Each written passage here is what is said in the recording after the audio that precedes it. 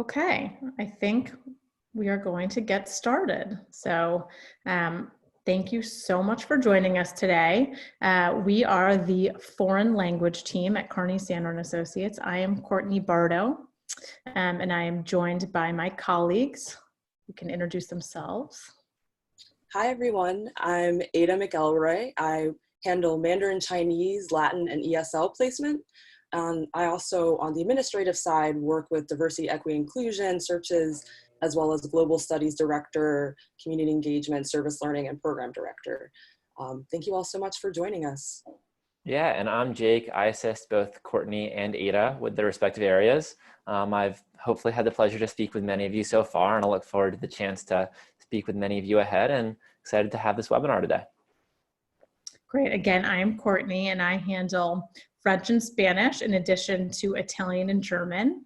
And yeah, we're just really excited to have a conversation about what's going on this year and the challenges of job searching. We know that it's a very different time and a stressful time in general for life, and to add a job search on top of that is very tricky. So we are excited to answer some questions and hopefully offer some guidance that might make the current situation and searching for a job right now a little bit easier. So with that, we are going to get started.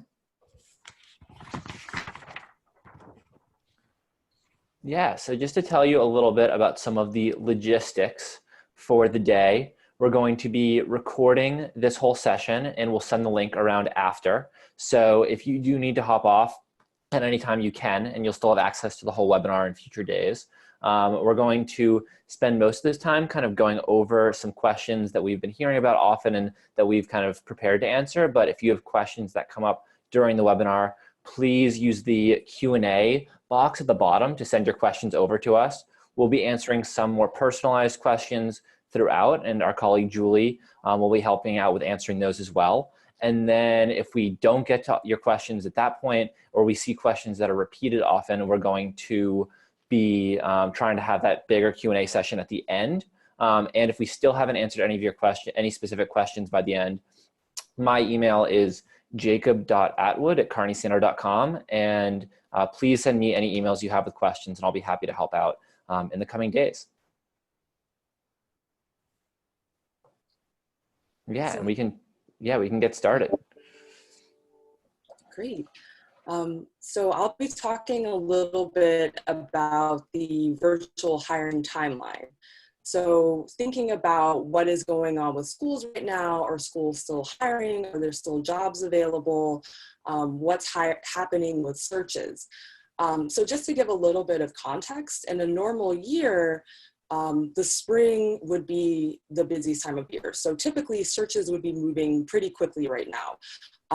You know, in terms of how the time frame kind of works, in January at the start of the calendar year, schools would get in touch with us about opportunities and start to open up searches. So we begin to have a temperature of what's available. And then by the spring, by this point, the schools would have sort of a more comprehensive, firmed up sense of what is available. Have been due or, you know, would be returned by this point. You know, maybe some folks would decide that they were needing to relocate for family, or just different things would happen to kind of get things moving. So schools would really understand by this point what searches would be available. So the spring is really, you know, the busiest time of the year. And schools would be on a really tight time frame right now moving forward with their searches. So, you know, thinking about in the current situation and kind of how things are rolling, what does the typical, you know, what is the time frame looking like right at this moment? So overall, things seem to be, you know, less of the time crunch, less of that sort of, you know, tight time frame that we would historically see for this point of the hiring season. You know, of course, each school's on a different sort of case-by-case thing with their search process, where they are, you know, with their searches and their opportunities. But we're seeing that things are, you know, kind of moving, not as in that sort of tight, we need to get things, you know, settled by May, by June, you know, sort of that we usually see with this period. For example, what we're seeing right now or hearing is some schools are telling us that, they decided to put all their hiring on hold for now, and they're going to revisit things again in the summer, or they're just going to see how things kind of, roll forward. Other schools might decide that they're just going to kind of put things on hold for this year, or maybe do a freeze. Meanwhile, other schools might decide that they're going to push forward and they're going to continue to roll with their searches. So it really is it's truly a case-by-case basis for each school community and each, sort of how schools are handling things virtually. So it's really just a different situation for each school. But hopefully, things will continue to roll forward as we move through the spring into the summer, and we'll continue to hear about those opportunities coming in. So it really is just dependent on each school and their situation. Now, thinking about that, what can you generally sort of expect from schools in the process now? So usually, if we're following sort of that typical hiring time frame, you would have, the standard phone or video interview that would be followed by the campus visit, the sample or demo lesson, and then hopefully the offer at that point. Now that everything has really been adjusted to be done virtually, it's still sort of following a parallel, schools are following that parallel sort of process, but just adjusting things to be done on a virtual platform. So, the phone or video interview, that will still happen. There might be 2 or more rounds, maybe meeting with different folks in the hiring committee or different people, different hiring contacts.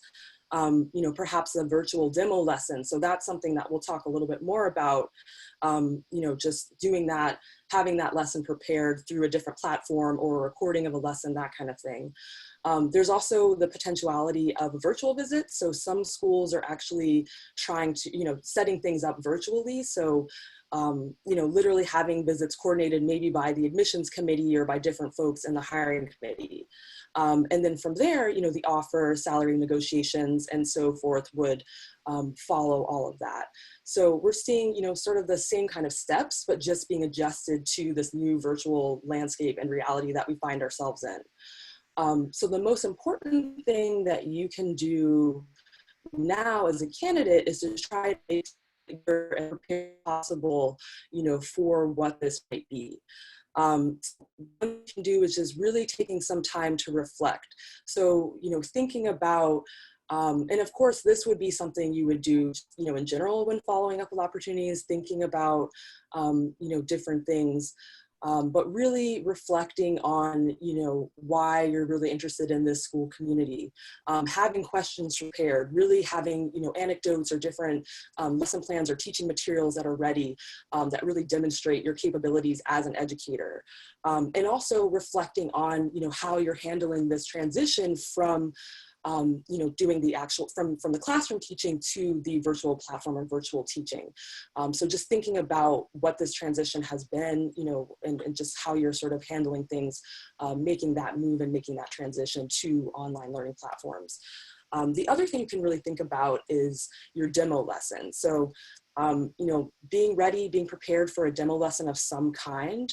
We're seeing that schools are really, thinking about this in creative ways and different ways, but it's important as a candidate to have some sort of sense of how you can demonstrate your ability in the classroom. So, there's different types of ways that schools are thinking about this, or perhaps that you've thought about it yourself. And, maybe you have an online teaching portfolio, maybe you have, some different recordings of yourself being active in the classroom with your students.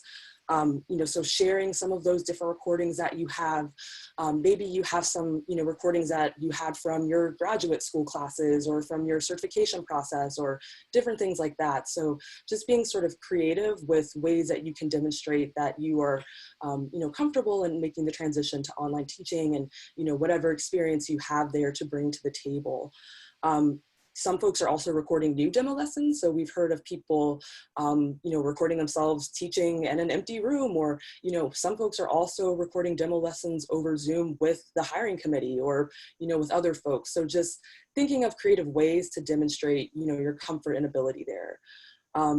But those are just, some overall arching ideas to kind of consider moving forward as we, step into this new landscape together. And that just kind of, goes into overall, it's just really important to remember that, these are a new situation and new times for us all. So, we're all navigating through this and learning through this together. So it's really important to try to be, open-minded and flexible, and just to do what you can to be, positive, proactive, professional, all of that. But just, remember that we're in this together and we'll make it, and we're just going to continue to step forward. So, so those are just some different things with the virtual hiring timeframe to keep in mind. And then I also want to say a quick word. Oh yeah, no, sorry. I was just going to say just a quick word on our virtual hiring and our job seeking resources page. So I don't know if you all have had a chance to check that out yet, or if you've seen that, but there's some excellent materials, information, and resources available there. And I think it's carneysandoe.com/virtual-hiring-resources. So make sure to check that out and let us know if you have questions. Awesome. That I couldn't agree more with everything that you said, Ada. And I think that's a good transition into our next topic, which is schools' expectations. And, just to echo what you said, I think the thing to keep in mind, more so than anything, is that this is new to everyone. Schools are not experts. Candidates are not expected to be experts on both, virtual teaching and virtual interviewing. It's just completely uncharted territory for most schools. And so the key word, I think, is flexibility. So, whereas I, up until this year, have never heard of a candidate interviewing on a Saturday, that is now happening because candidates are very busy teaching oftentimes during the week, and schools are trying to navigate their online meetings and, of course, their internal meetings as well. So, I'd say just be flexible. If you're able to offer an interview on Saturday, if it sounds like that's something a school is interested in, great. Schools are still trying to figure out, what they need from candidates, since they can't have an on-campus visit at this point. So again, as Ada was touching upon, whether it's recording a virtual demo lesson, whether it's giving a class to faculty members at the school virtually, all these things are happening now. There's definitely not one kind of packaged answer or packaged thing that's happening, because schools are all in the process of experimenting and trying to figure out what's going to work best from them, how they can best get to know you without having you on their campuses. And with that said, candidates, you should also be trying to figure out how you can best get to know them without being on campus, and really digging into their website and figuring out, what questions you have, and feeling comfortable asking those questions about culture, about community, about life on campus, since you don't get to actually feel those things during the interview process. So I'd say things that maybe previously were not as comfortable to ask this year, you should ask them. You should, ask, what's it like at mealtime, for a boarding school? What is it like after 3 p.m. at a day school? Things that you just can't really get to without being there. Since you can't be there, feel free to ask this year. In terms of the more logistical stuff, in terms of schools' expectations, when you're interviewing, I would recommend testing out an interview with a family member or a friend. Make sure your background looks professional. Make sure your clothing is professional. If at all possible, to have a quiet room. I have 2 young kids, and so I have moments that I am often surprised when I think I have a quiet meeting ahead and someone storms into the room. So, that's happening to administrators, that's happening to teachers. Don't worry if that happens, but try to kind of set the stage, try to set yourself up for success in terms of a professional background, a professional attire, and a quiet space if you can. But of course, things happen. Schools are human, they understand. So, don't stress too much about that. And in terms of kind of the same follow-up that you would normally do, sending thank you notes to everyone who you speak with, all the normal kind of checks and balances that happen in a normal year, I'd say definitely continue to follow up with those. In terms of, as Ada was saying, timelines different, and I think expectations in some sense are different because we're all just navigating the unknown right now. So if for whatever reason you're not able to send a note for a day, don't worry about it. I think people, again, are just really understanding right now, but do try to follow up with thank yous, try to be timely, try to be available when schools can talk. The reality is this year, unfortunately, we're just not seeing as many openings as we normally do. Could that change in the coming months? It could. We just don't know. There's no way to know yet. But take every interview really seriously and really open-minded, because again, there just across the board aren't as many opportunities this year as schools navigate enrollment and the realities of what hiring is going to look like for them. So open-minded, flexible, creative. I think all of those things will help in a very different year. I don't know if you guys have anything to add, Ada and Jake. Yeah, Go for it, Ada. Oh, no, go ahead, Jake.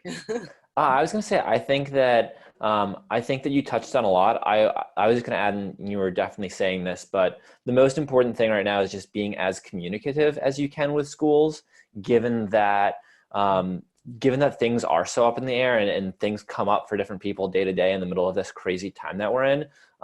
Schools understand if changes need to happen, if, for whatever reason you can't make an interview because something comes up. But the key thing is just you're communicating that early so that you can reschedule and find a time and be professional with it. And schools may have to reschedule as well, just because this is so new. So just being prepared to roll with the punches a little bit more compared to normal as well. That could also be something that can help you with your search. Yeah, no, I think that makes total sense. And I think that reminded me too, in terms of kind of to even elaborate more on timeline, some searches are happening really fast right now because schools are realizing, oh, we do have this opening. We need to move on it now. We don't want to lose out on great candidates.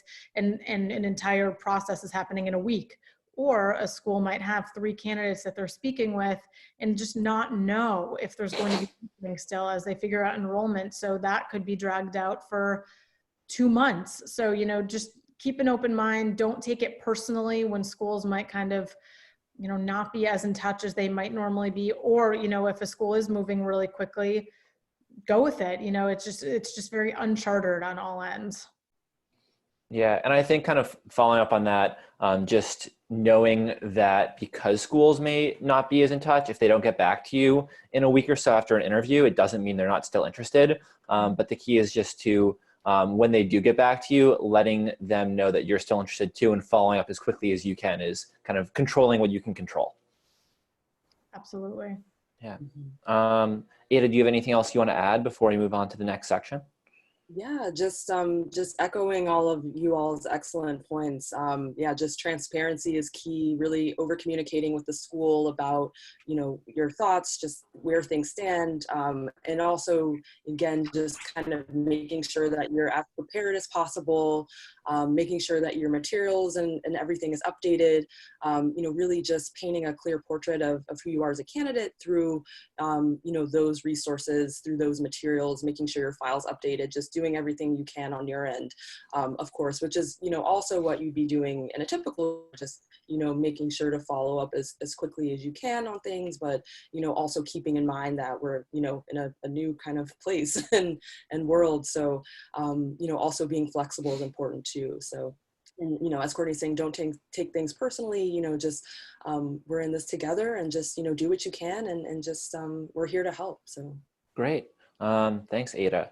So moving on to the next section and the last section before the Q&A. So once again, if you do have any questions, now is a great time to add them in at the box below. So we're going to talk about, how to highlight your skills and how to give yourself the best chance possible to land that job for next year. So the first thing I want to talk about with that is documents. And in a typical year, because you're meeting people face to face, the documents can definitely help get you into that first interview and get you the chance to know a school. This year, because schools aren't getting to meet candidates face to face and it's virtual, it's as important as ever that you have your documents, you make sure that they're up to date and that you're optimizing them for yourself to give yourself the best chance with each school, as they may continue to carry a little bit more weight through the process as well. So the obvious document we're going to talk about is, your resume, and making sure your resume is up to date is key. But in terms of what's happening in this day and age, and especially with the uncertainty about Many schools are still determining what their fall is going to look like. If you have any online teaching experience or experience with things like Google Classroom that you could, that you are excited to share with a school and that you're prepared to share, it's definitely going to be key to add that to your resume, or anything else that makes you an especially good candidate during these times of online learning. So adding that to your resume is one thing that I would definitely recommend for anyone that has it. The next main document that I would talk about is a personal statement. For those of you who need a little refresher on that, it's kind of like, it's an opportunity for you to share more about who you are with the school than you can in something like a resume that's more focused on your qualifications, and the resume and the personal statement is a little bit more about who you are as an educator and what else you might have to bring to the table. So with the personal statement, if you have experience with online learning, that's the place that, on your resume, you mentioned it. In your personal statement, you have the chance to share a little bit more about, what big successes or learning experiences you had with online learning that are going to prepare you for your next role that may include aspects of online learning next year. So it doesn't always need to be, this is the perfect class that I ran with online learning, but it's maybe this is how, like many teachers, I struggled with it at first, and these are the things that I learned along the way. Something that can just show a little bit more about who you are, the fact that you do have this knowledge now, and also how you've been working through it is one thing that I think that could be helpful at this time.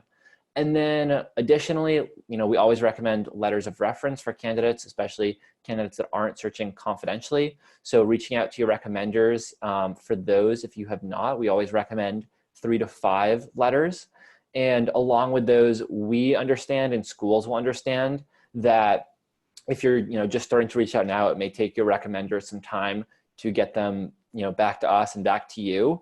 But once again, kind of controlling what you control, the sooner you can reach out for those and ask your recommenders for them, the more time you are giving them to get those letters back to you, and the more time they will end up being in your file.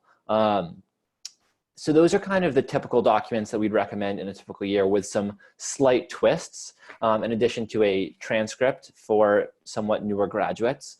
But at this time, schools are also interested in some other supplementary documents that you can add in as well. So if you have things like a lesson plan for an online lesson that you have given or that you plan to give or that you might hypothetically give, you can add that to your documents as well. It can be something else that just shares a little bit more about how you're working in this current day and age with the online teaching system. You can add it to your documents in Candidate Connect under Other. If you have, as Ada and Courtney have both alluded to, if you have videos of yourself giving online lessons and you want to upload those, you can do that through our site as well, keeping privacy of your students in mind, of course. But that's something that may help down the line, as some schools might not need you to do a virtual lesson then if you already have one that you can show them. So that just might make the process more streamlined for some schools. Once again, very school to school, what we're seeing right now, but that could be helpful. And even for the schools that aren't looking, or that are looking for you to give another demo lesson, it's a chance for you to have an even more complete sense of yourself and sense of who you are in this current teaching world that you can bring to them. Those are kind of my main points I wanted to talk about highlighting your own candidacy. And Courtney and Ada, do you have anything that you guys would want to add? No, I think that's great in terms of documents. And if anyone has questions about specific documents, or has a question about a personal statement that what they would like checked out or something like that, we're happy to do that on an individual basis. So feel free to email us at any point about that. But I think that's a really great overview. Great. Definitely. Yeah, just echoing everything, just thinking about, different materials, how you can really reflect things, and, especially in this current landscape, just any, just thinking about what it means with online teaching, and just, showing that relevancy that you may have gained in different ways, or, through even sharing, for example, like lesson plans, or, units, or just things like that, as you prepare perhaps like a sample lesson, that you're recording virtually. So yeah, so I think that's excellent. I think help points. Yeah, and I also, oh, sorry, Jake. You go for it, Courtney, yeah. I think it's also a great opportunity for recent graduates to really share their technological skills, because I think that sometimes recent grads have very strong tech skills that maybe weren't as interesting to schools as they are right now. So even if you don't have formal teaching experience, if you're really comfortable using all of these platforms and communicating online and remotely, that could be really helpful for a school, and they could be very interested in that skill set even without the formal teaching piece. So definitely make sure to highlight those skills on a resume. Mm-hmm. Yeah. And just to add, on the flip side of that too, if maybe, you're becoming just thinking about different platforms, maybe you're, well-versed in Zoom, but not necessarily, Microsoft Teams, for example, or different platforms that, you might not be as comfortable with, just making sure that you're, allowing yourself to have time to learn those platforms, to feel really comfortable with engaging in them, so that you're really prepared for things moving forward. In case, as if things do move quickly, as Courtney was describing, you're ready to go with being Skype or Zoom or whatever that platform might be, FaceTime. So. Yeah.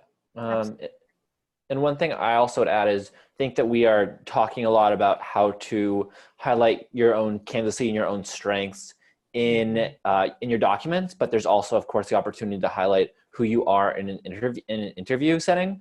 So all these things that we're talking about in terms of what you can add to your personal statement, to your resume, these are also things that, if they're strengths of yours, you should be talking about them in an interview as well.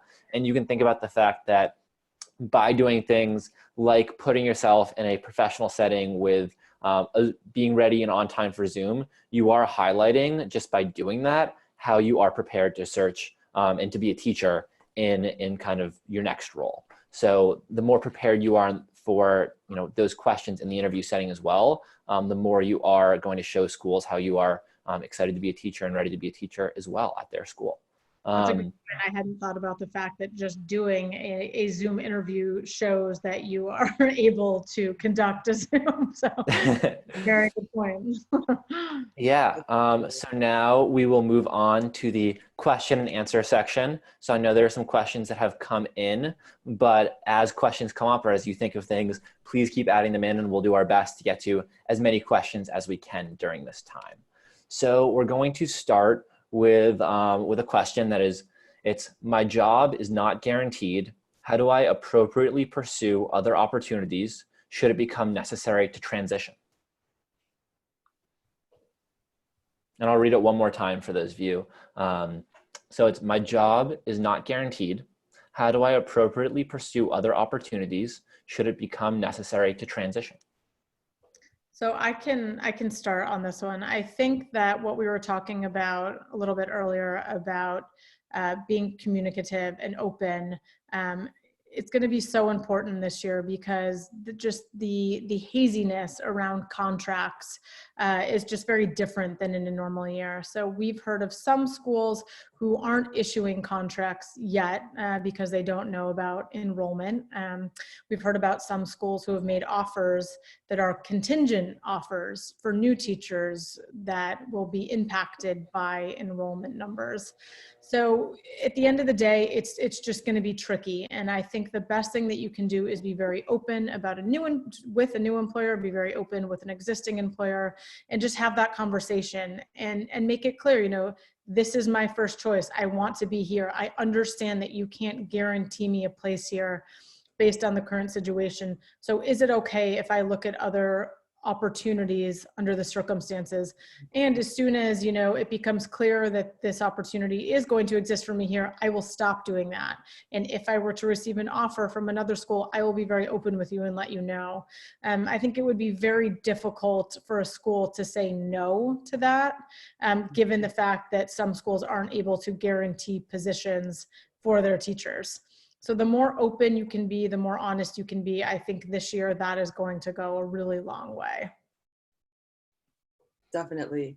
Yeah, just completely agree with everything that you said. Just transparency is really key, and just being over communicative about, what's happening, just kind of where things are standing, just staying in as much and close touch as possible, just really being transparent about it. And also, being flexible and understanding that schools are navigating different things, and there's just a lot of moving parts. But I think just the transparency and the, just being communicative and upfront and open about, your plans and what you're thinking is really going to be crucial. So.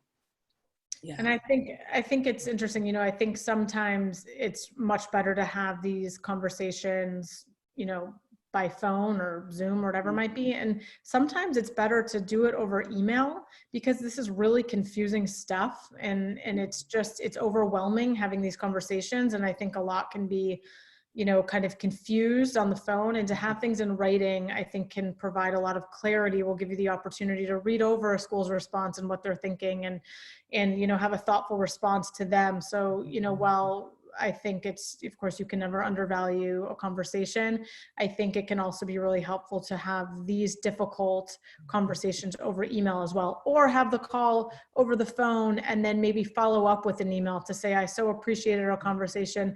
I wanted to just summarize it on email to make sure that, I have interpreted it correctly, and give schools the opportunity to confirm that. And that way, I think come, August, September, a lot less will be confused and lost in translation that way.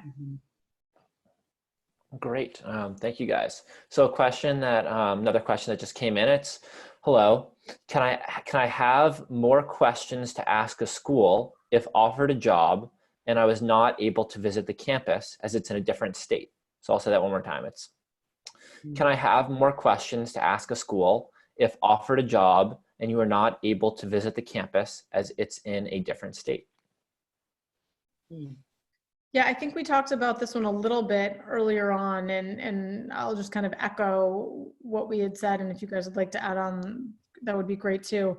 But I think under the circumstances, you should feel comfortable asking tons of questions. I think a school would be confused if you didn't have a ton of questions. And so essentially, you think about all the things that you generally learn from being on campus, both in terms of responsibilities, the community, meeting other people. So you might say, hey, can I have a Zoom chat with 4 other faculty members in the department or in other departments, or deans, or whoever it might be, people that, you weren't maybe scheduled to talk with. Schools, I think, would welcome that opportunity. I have even heard of some schools setting up Zoom calls for potential faculty with students.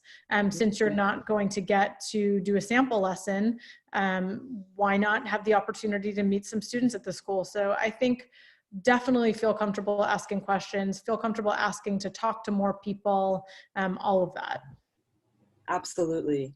Yeah. And that's what I've heard too, just, really thinking, and again, this goes back to what we were talking about earlier, just making sure you have just a ton of questions prepared, really reflecting deeply on the school, and, trying to get as much information as you can from their website, of course, looking at their mission, looking at, new programs, things like that, but also just requesting to, as Courtney was saying, talking to different faculty members or different administrators. I've heard of some schools that are really leaning into even their admissions departments and, setting things up to literally have a virtual visit where someone will have an iPad and just kind of walk around the school's campus so you can see the physical environment and layout. So just That's really awesome. thinking of what's important to you.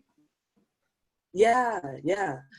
There's actually, this is kind of interesting, but on a different note, I heard from a Latin candidate with a school in New York City, and this was a few weeks ago. And of course, this, she was a local candidate and the school was also, locally in the city. So it worked out that way. This would be a lot trickier now, with folks being where they are, in further distances. But she actually she was really interested and wanted to see the school, but with everything going on, of course, that was really hard because the school was closed.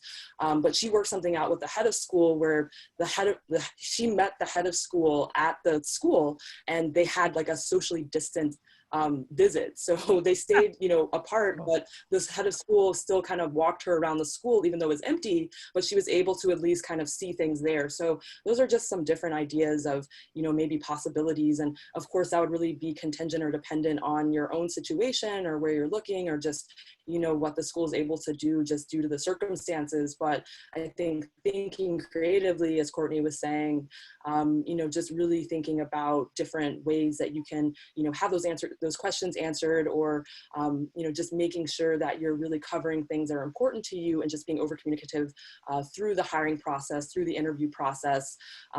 Just asking everything you can think of is just so key right now. So. Mm-hmm.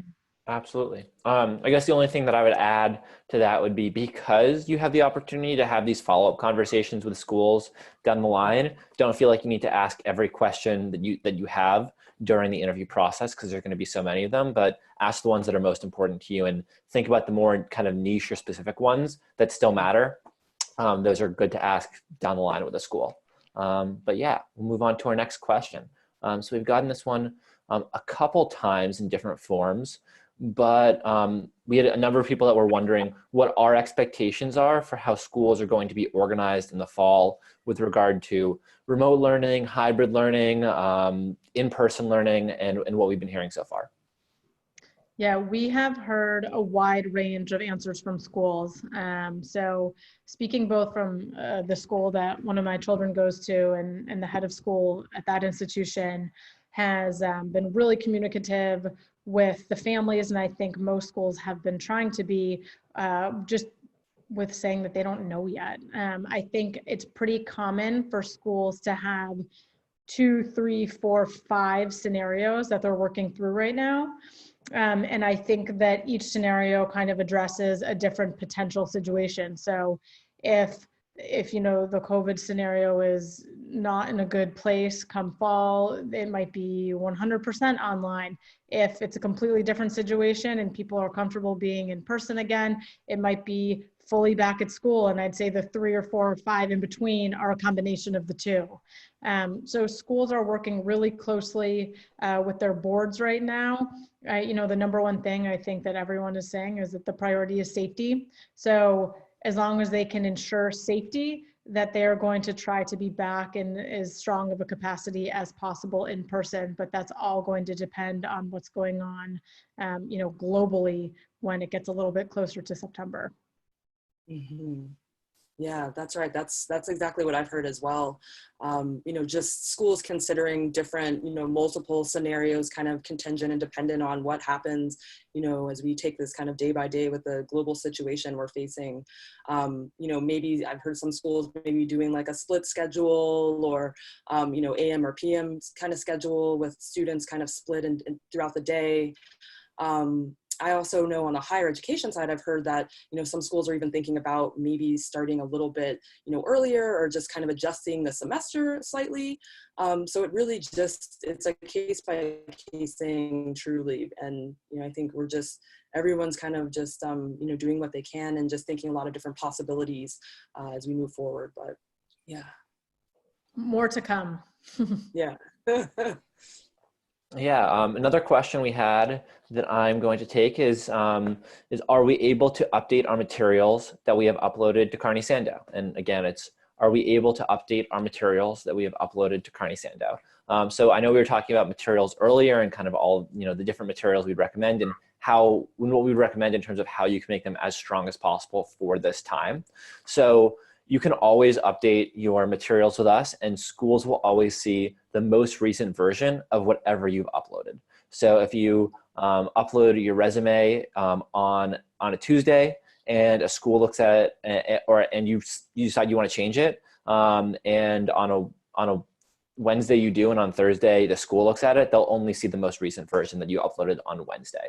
So just so you know, as you're thinking about how to make your candidacy as strong going forward. And then another question that we had come up is, this is kind of general, but I think it could be still helpful as well. It's what does make schools decide on a candidate? And it's, what makes schools choose one candidate in general? That's a very good question, which we could take in a number of directions, I think. Yeah. I'll start. I think it depends on, one, fit. So I think the number one thing that schools try to do in the interview process is assess if the candidate will be a good cultural fit for the school. Is this a place that the candidate's going to thrive in? Are we going to be able to support this candidate? Are they going to be able to support us? Is it a good fit?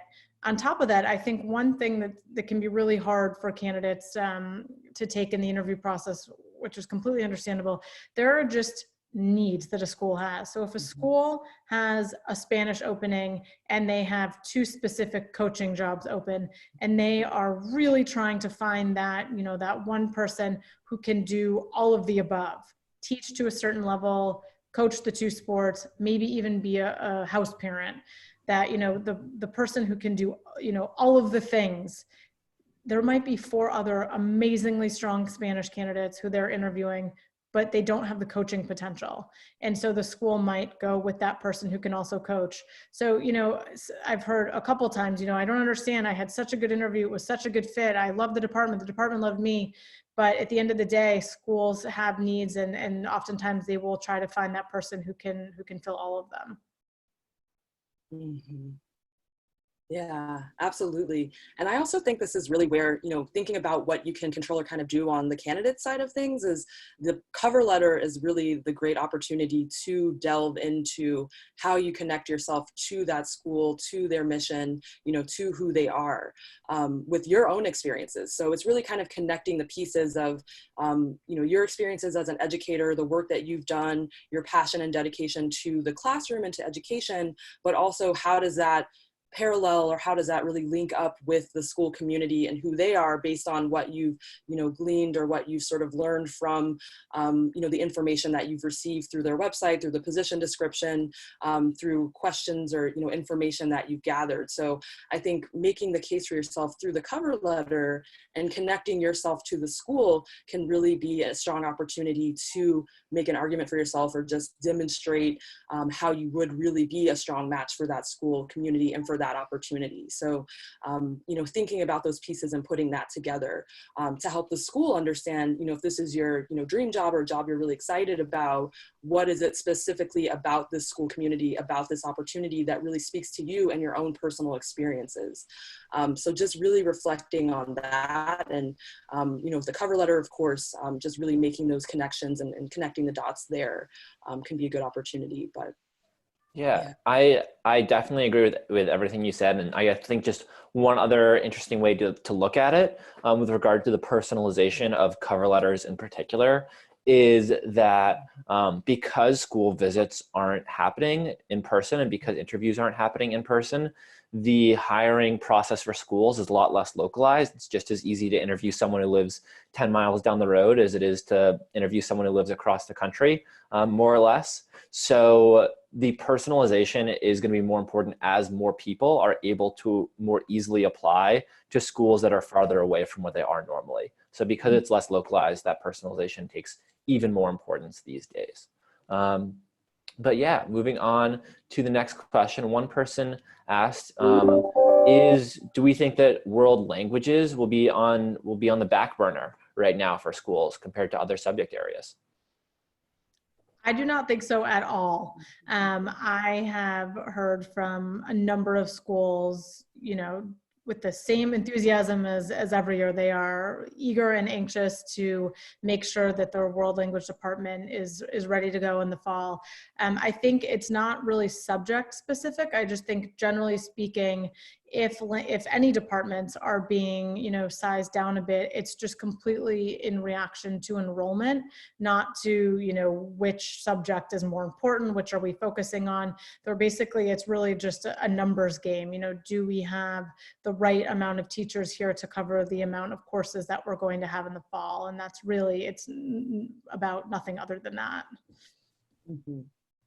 Yeah, definitely. I've heard the same. Just, I think it's, I don't think schools are picking and choosing, what subjects that will be available. I think, again, as Courtney was saying, it's just totally dependent on enrollment numbers and just sort of what happens with the situation kind of that we're all facing globally. So, yeah. Great. I have nothing to add on that one. Next question is, I'm going to paraphrase this one a little bit, but if I don't have a teaching position for the next year, or for someone who decides that they, for whatever reason, are not going to be, pursuing a teaching position for the coming year, but they're really interested in a position for fall 2021, what would we recommend would be, some of the best things for them to do throughout this fall or this spring or this coming year to give them the best chance possible for the next job search? Yeah, I mean, I think just, thinking, as we were saying, kind of as schools and educational systems are making the move to virtual online platforms, just thinking about that, and also thinking about professional development, just things that you really passionate about and you would love to develop kind of in the interim.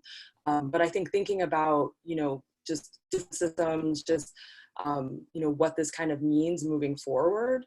I think that's, I know that's kind of a basic answer, but just thinking about, and in this virtual kind of reality that we're in, just positioning yourself in different ways, whatever ways that might be.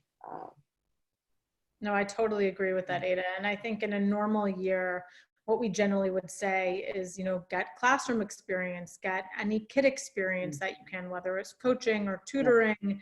And so I think all those things are still applicable, although it might look a little bit different this year, as Ada was saying. So all of the same things, but likely remotely to some extent. And, who knows? I'm hopeful that next year isn't going to be an all remote year.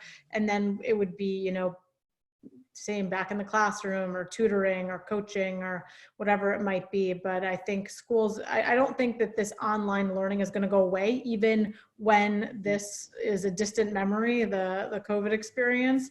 I think that schools are learning that there are some positives to learning in this environment, and it's opened up some new doors. So while I definitely don't think it'll be, a 100% type thing, I do think that it will be incorporated in learning going forward. And so it's a great skill to start working on if you haven't already.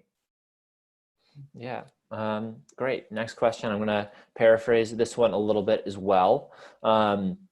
So the question is basically, if I get an offer from a school and it's a school that I, might take, but I wouldn't be interested in, staying at this school as long-term, and I'm waiting to hear from other schools that I am really interested in, how do I navigate that situation as I'm thinking about, my next steps?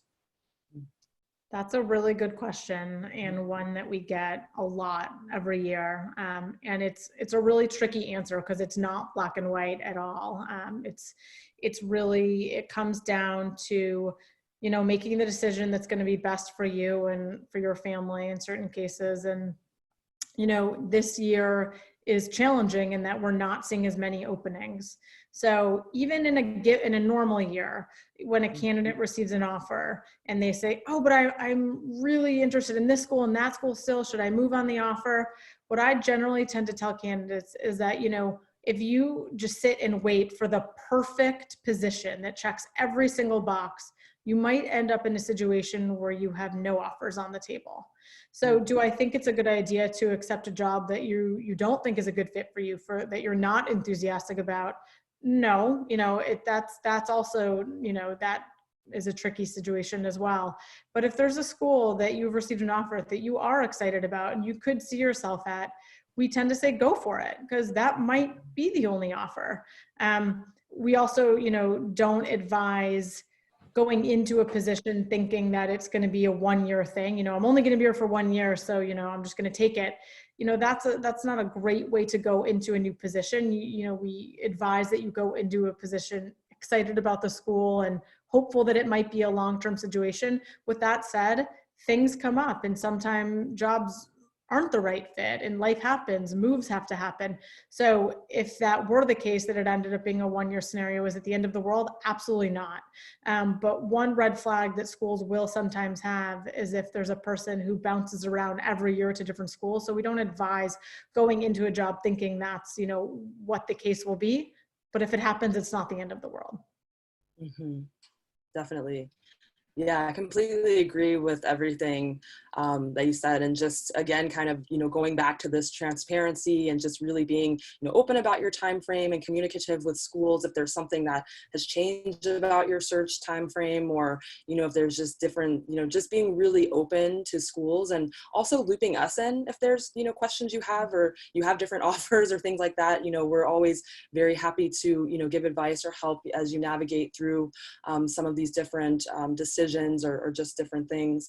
But yeah, it's hard to kind of know. I mean, of course you want to make sure that it's the right fit and it's the right match for what you are comfortable with and what your family's comfortable with, and all of that, but also keeping in mind it's just really hard to predict what else could potentially be available. And also paralleling kind of your own search specifics. If you're looking in a specific kind of niche area, or just a really kind of specific region or city, versus if you're kind of open to some different possibilities and exploring different things. So it really is a very kind of personal case-by-case thing, and we're happy to help with questions or as you navigate that. But yeah, definitely everything Courtney said, completely agree. Yeah, and Ada, what you said makes so much sense to me, and made me think of two other things to add to that.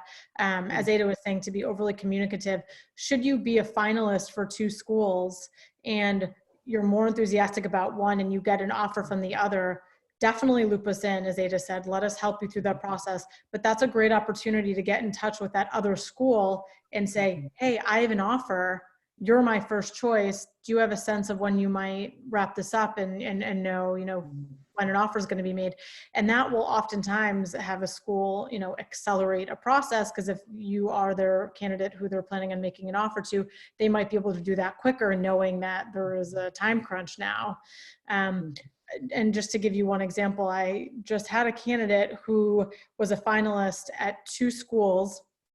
Luckily, he was very excited about both. They were in completely different regions, totally different schools, but loved them both for different reasons. And he was told by one of the schools that he would be getting an offer that very next day. And then he got a call from that school, and they let him know that the teacher, at a very last minute change of heart, decided not to leave. So they no longer had an opening. So luckily, he was very communicative with those schools, told them, kind of what was going on with the schools' different timelines, and it worked out with the other school. But had he just dismissed the other one even a day early, he would have landed no offers. So just, be open, but also know that it is a confusing time that will have oftentimes some unexpected twists and turns. Great. Another question that I think this is one we get fairly often. It's can we present letters from a colleague as well as from a current supervisor, as we're thinking about what documents can make our file as strong as possible right now? I personally think it's fine to add, maybe one letter from a colleague, as long as you also have some letters from administrators. So I think to have it as kind of a complementary document is great, but I don't think that it's something that could be in place of a letter from an administrator. Schools will, if you get to the point where they're about to make an offer, they will want to still have letters from administrators or speak to administrators as well. Yeah. Exactly. Yeah, I think, sorry. I was just gonna add, I completely agree with Courtney, and just gonna say, yeah, if it's, I think if you have those letters, that's great. Also definitely trying to lean into having letters from supervisors. I think if you have, 5 letters and they're all from colleagues, and that might be, a little bit of a red flag, versus, if you have, mostly letters from supervisors, or maybe if you're coming out of a graduate program or undergrad, having letters from professors, things like that. So just having a balance of different people or different, different folks there, but definitely leaning more towards the supervisors, I would say, if you can. Great. Another question is it too late to expand my search geographically? No, never. So the more open you are, the more opportunities we will have for you. It is plain and simple. So we ask, if you do want to expand your geographical preferences, just shoot us a quick email. And that way we can make sure that we have everything correct on our end. You also can update all of you also send an email, just so we are alerted right away that you'd be open to other opportunities, and then we can send some along for you to look at. Mhm. Yeah, and likewise too, if something changes, say if maybe you were looking pretty broadly, but then something has changed and you're looking in a specific city, maybe you decide you want to move to Indianapolis to be close to family or something like that, definitely let us know that as well. So any updates, if you're expanding things or if you're kind of changing things around, definitely just keep us in the loop. That'd be much appreciated. Great. We're moving towards the end, so this is going to be one of the last, last or second to last question. Is the process the same for interviews and kind of what the job search process looks like for part-time openings versus full-time openings? That's interesting. That's a question that I think actually our answer would be different now with the current situation than it would be in a normal year. With part-time positions, generally schools are looking for either local candidates or candidates who are definitely planning on moving to the area for obvious reasons. Most candidates wouldn't be open to relocating for a part-time position to just, any random location. And now that interviews are all happening remotely for the most part, other than Ada's head of school that I love walked around a candidate from 6 feet away. I think that the process is pretty similar, if not exactly the same for part-time positions. But I'd say, generally speaking, in a normal year where you can be on campus, if a candidate is local, they might interview in person. But if a candidate were not local, but moving to an area, that might be the one time where a school wouldn't, fly a candidate in for an interview for a part-time position if they weren't already in the area. So really, I think the only difference is, on campus or not on campus for an interview, but generally they're looking for the same things from a part-time or a full-time position. Mm-hmm. Definitely. Yeah. And one thing I would add too is a side note just in general about part-time positions. If it's a school that you're really interested in, but you're, maybe you're not considering part-time or it's just, oh, I don't know if I could make this work.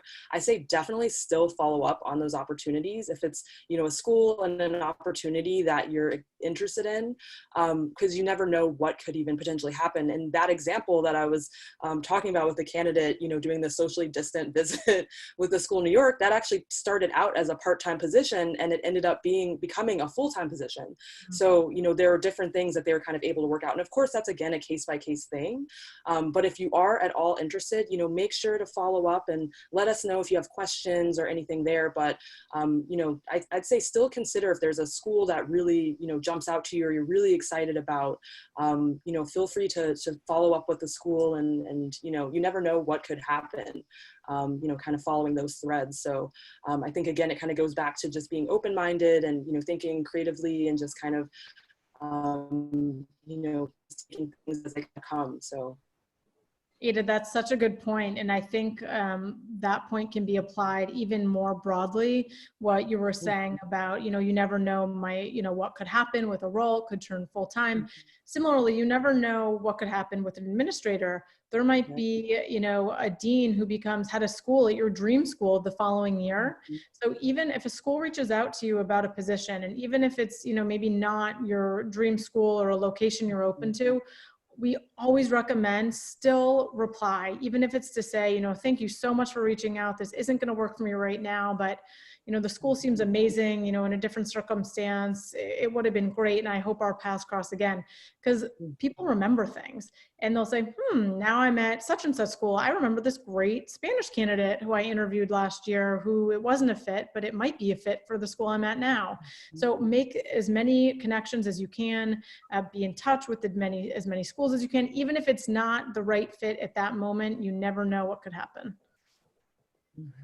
Absolutely. And I think that is a great place to end it. We've come to the end of our time. I know that we didn't get to everyone's questions, but I'll do my best over the rest of this week to reach out and answer any questions that we did not have time to answer today. And then also if other questions come up, once again, my email address is jacob.atwood. That's you can see it right there, atwood@carneysandoe.com. Send over questions you have, and I'll do my best to answer them as quickly as I can. Thank you all so much for your time, and we're excited to keep on working with you all. Thank you so much for being here. And yeah, be in touch. Don't hesitate to reach out with questions at any point. Yeah, thank you so much, everyone. Really appreciate it. Take care and stay safe. Bye, Bye, everyone. guys.